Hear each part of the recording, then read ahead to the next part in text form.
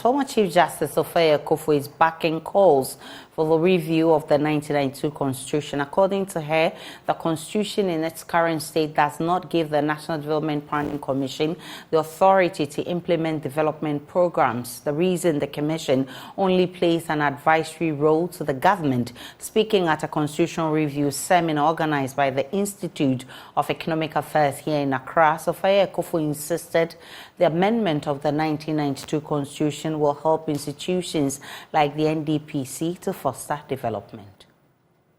Very substantial changes that we're going to have to propose, that because they are necessary to be made in the Constitution concerning the role, the function, the working, the processes, and the output of the NDPC. You don't set up an institution like the NDPC and then you cover it under a bushel, and its output does not necessarily reflect in the nation present and future. Planning, you normally plan not for today, you plan for the future, and you can plan even for 50 years. And you review as you go on. But the whole process has to be properly structured so that there's a particular way of making changes rather than by way of manifestos.